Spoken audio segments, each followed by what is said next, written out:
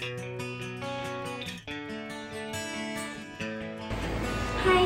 Assalamualaikum warahmatullahi wabarakatuh. Saya Nabil Lutfiana, NIM 18622129. Pada kesempatan kali ini di matkul metodologi penelitian, saya akan mereview pembahasan pertemuan 8 sampai dengan pembahasan pertemuan 13. Tanpa berlama-lama, yuk kita simak di video selanjutnya ya. Pertama-tama yang akan kita bahas terlebih dahulu yaitu di pertemuan 8 yang materinya itu mengenai uji validitas dan reliabilitas. Nah, di sini uji validitas itu dapat digunakan untuk mengukur sejauh mana ketepatan atau kebenaran suatu instrumen sebagai alat ukur variabel penelitian. Dan di sini jika alat ukur itu valid atau benar, maka hasil pengukuran pun pasti akan benar. Atau bisa juga dikatakan validitas itu berbicara tentang bagaimana suatu alat ukur yang digunakan itu memang telah mengukur yang ingin diukur dengan baik dan benar. Untuk selanjutnya yaitu mengenai uji reliabilitas, yaitu merupakan suatu pengujian yang berorientasi kepada derajat stabilitas, konsistensi, prediksi, serta akurasi. Dan uji ini dapat dilakukan untuk melihat kesesuaian nilai dari sebuah kuesioner yang dikerjakan oleh seorang responden dengan kuesioner yang sama. Lalu reliabilitas suatu pengukuran ini juga dapat mengukur sejauh mana pengukuran itu jauh atau bebas dari kata error, dan meskipun dalam waktu yang berbeda, dan atau dengan kata lain, keandalan suatu pengukuran itu merupakan indikasi mengenai stabilitas dan konsistensi. Uji validitas serta reliabilitas itu sangatlah penting pada pengukuran penelitian dan sebagai proses dari pengumpulan data juga. Dan dalam penelitian ilmiah itu, data dapat diperoleh dari metode kuesioner. Dan penggunaan kuesioner ini juga digunakan sebagai alat pengumpul data yang tentunya telah disertai dengan berbagai macam pertimbangan dan sebagai alat ukur dalam penelitian. Dan kuesioner ini harus memenuhi kriteria tertentu sehingga dapat memberikan informasi yang terpercaya, dan yaitu harus memiliki validitas dan reliabilitas yang baik. Dan di sini untuk menguji validitas dan reliabilitas itu terdiri dari yang pertama ada taraf kepercayaannya itu SIG-nya itu 5% atau tergantung dari peneliti.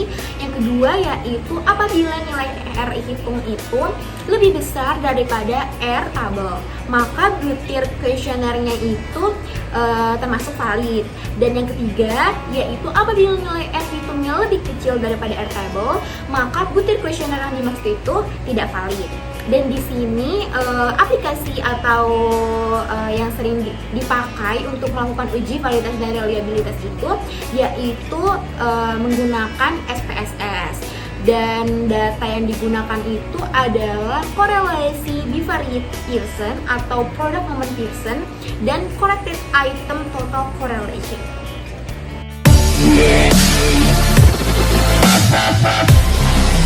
Selanjutnya kita akan masuk ke pembahasan yang kedua pada pertemuan ke-9 dengan materi uji asumsi regresi linear berganda. Dan di sini pada melakukan analisis regresi berganda itu maka ada beberapa hal yang harus dipenuhi. Dan di sini ada asumsi klasik yang terdiri dari uji normalitas, uji multikolaritas, uji heteroskedastisitas, dan uji autokorelasi. Dan pembahasan singkatnya kita simak ya di video selanjutnya. Pertama yaitu ada uji normalitas. Dan di sini uji normalitas itu dapat digunakan pada suatu model regresi dan suatu variabel independen dan variabel dependen ataupun keduanya yang mempunyai distribusi normal atau tidak normal. Dan apabila suatu variabel itu tidak terdistribusi secara normal, maka hasil statistiknya itu akan mengalami penurunan. Dan pada uji normalitas ini terdapat ada data yang dapat dilakukan dengan menggunakan uji one sample Kolmogorov-Smirnov, yaitu dengan ketentuan apabila nilai signifikasinya itu di atas 5% atau 0,05, maka data itu memiliki distribusi yang normal. Dan sedangkan jika hasil uji one sample Kolmogorov-Smirnovnya itu menghasilkan nilai signifikan di bawah 5% atau 0,05, maka data itu tidak memiliki distribusi yang normal.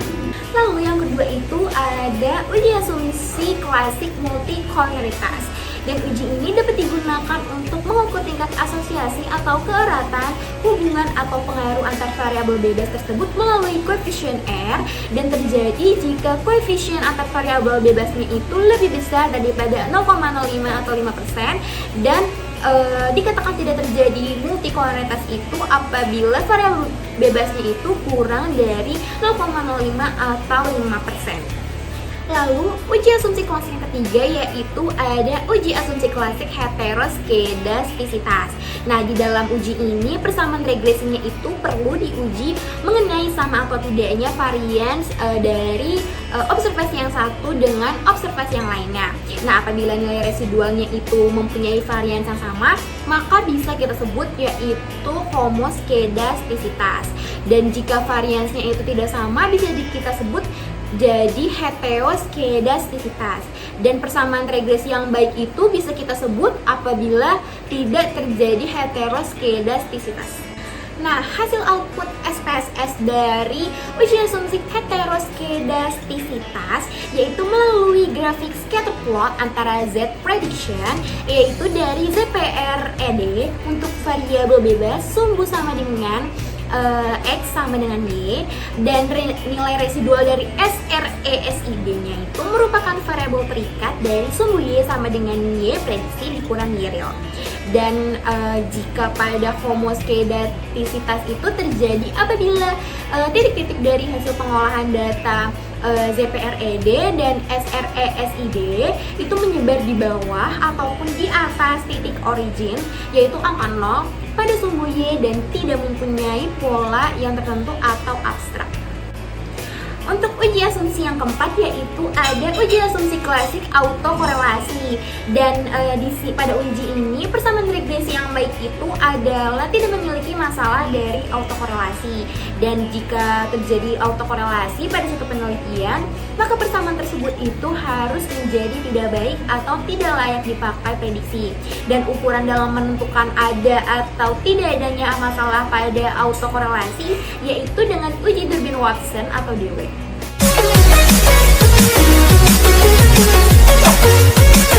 Pembahasan ketiga yaitu ada analisis model regresi data panel. Nah, pada analisis model ini dapat dilakukan 3 pendekatan. Yaitu yang pertama yang akan kita bahas yaitu ada common effect model. Nah, model ini itu merupakan pendekatan yang paling sederhana dikarenakan hanya mengkombinasi data time series dan cross sectionnya. Dan pada model ini juga tidak diperhatikan dimensi waktu maupun individu, dan sehingga dapat diasumsikan bahwa perilaku data dari perusahaan itu sama dalam berbagai kurun waktu. Dan metode ini juga dapat menggunakan pendekatan dari ordinary least square atau teknik kuadrat terkecil untuk mengestimasi dari model panel. Lalu yang kedua yaitu ada fixed effect model. Dan di dalam model ini diasumsikan bahwa perbedaan di antara individu dapat diakomodasi dari perbedaan interceptnya. Dan untuk mengestimasi data panelnya itu pada model fixed effects ini menggunakan teknik variabel dummy untuk menangkap perbedaan intercept antar perusahaan-perusahaan. Dan pada perbedaan intercept itu dapat terjadi dikarenakan adanya budaya kerja, manajerial, serta insentif. Dan demikian juga slope-nya sama antar perusahaan.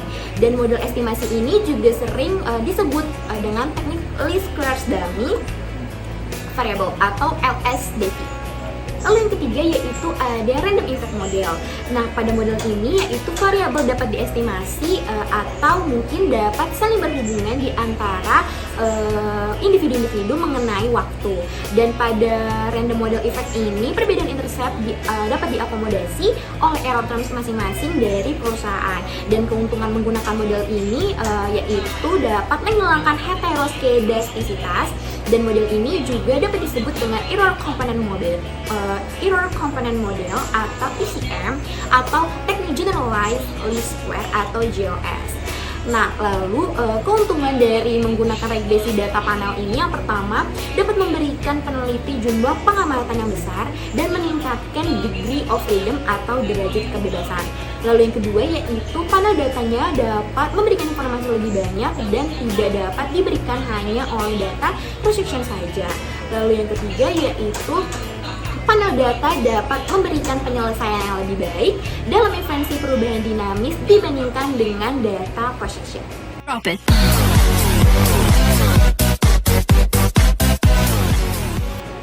Lalu kita akan masuk ke pembahasan yang keempat, yaitu di pertemuan ke-11, yaitu penentuan model estimasi regresi data panel. Nah, untuk memilih estimasi yang tepat, terdapat beberapa pengujian yang harus dilakukan. Nah, yang pertama yaitu dengan melakukan uji Chow. Nah, Chow test ini adalah pengujian untuk menentukan model apakah itu common effect model ataukah fixed effect model yang paling tepat digunakan untuk mengestimasi data panel.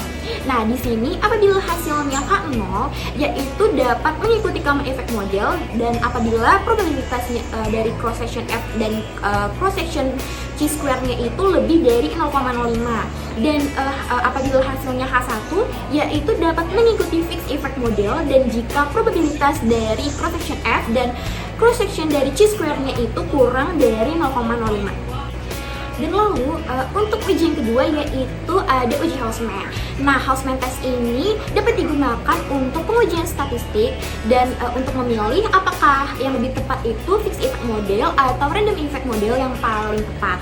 Nah, di sini apabila hasilnya itu H0, yaitu dapat mengikuti random effect model jika nilai probabilitas dari cross section randomnya itu adalah lebih dari 0,05, dan hasilnya itu H1, yaitu dapat mengikuti fixed effect model, dan jika nilai probabilitas dari cross section randomnya itu yaitu kurang dari 0,05. Nah, lalu pada model yang terakhir yaitu ada uji Lagrange multiplier. Nah, uji ini adalah untuk mengetahui apakah random effect model yang lebih tepat digunakan ataukah common effect model yang lebih tepat. Nah, di sini apabila hasilnya H0 yaitu dapat mengikuti common effect model jika nilai probabilitas dari cross section belah pagannya itu yaitu lebih dari 0,05. Dan apabila hasilnya H1 yaitu dapat mengikuti random effect model apabila hasil probabilitas dari cross section belah pagannya itu kurang dari 0,05.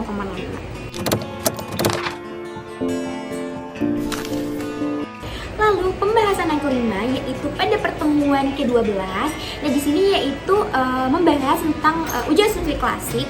Yang pertama yaitu ada uji multikolonialitas. Nah, uji ini perlu dilakukan pada variabel yang nominalnya itu lebih dari 2 variabel bebas. Nah, hal ini untuk mengetahui apakah terjadi hubungan saling mempengaruhi antar variabel atau tidak. Lalu yang kedua yaitu ada uji heteroskedastisitas. Nah, uji ini dilakukan untuk mengetahui ada atau tidaknya ketidaksamaan varian dan residual pada model regresi data panel. Lalu pembahasan yang terakhir di pembahasan yang ke-6 pada pertemuan ke-13 yaitu mengenai uji kelayakan model atau uji F, koefisien determinasi serta uji T. Dan pertama-tama kita akan membahas uji kelayakan model atau uji F terlebih dahulu. Nah, uji F ini digunakan untuk menjelaskan apakah semua variabel bebas itu dapat dimasukkan ke dalam model secara bersama-sama dan mempunyai pengaruh terhadap variabel terikat, atau dengan kata lain model itu dapat fit atau tidak. Nah, di sini hipotesisnya dalam uji F itu yang pertama ada berdasarkan perbandingan F statistik dengan F table. Nah, di sini apabila hasilnya A0, maka F statistiknya itu harus kurang dari F table. Nah, jika hasilnya itu HA, maka nilai F statistiknya itu harus kurang dari F table. Seperti itu. Lalu yang kedua, jika berdasarkan probabilitas, yaitu apabila hasilnya H0, maka nilai probabilitas dari F statistiknya itu harus lebih dari 0,05, dan jika hasilnya HA, maka nilai probabilitas dari F statistiknya itu harus kurang dari 0,05. Lalu yang kedua yaitu pada koefisien determinasi, yaitu dapat menjelaskan seberapa jauh kemampuan model regresi itu dalam menerangkan variasi variabel bebas yang mempengaruhi variabel terikat. Nah, di sini nilai R square-nya itu berada di antara 0 sampai 1 dengan penjelasan. Yang pertama yaitu nilai R square-nya itu harus berkisar 0 sampai dengan 1. Lalu yang kedua, jika nilai R square-nya itu sama dengan 1, nah berarti naik atau turunnya variabel terikat yaitu 100%. Dipengaruhi juga oleh variabel bebas yaitu X. Lalu yang terakhir yaitu jika nilai R square-nya itu sama dengan 0, berarti tidak ada hubungannya sama sekali di antara variabel independen terhadap variabel.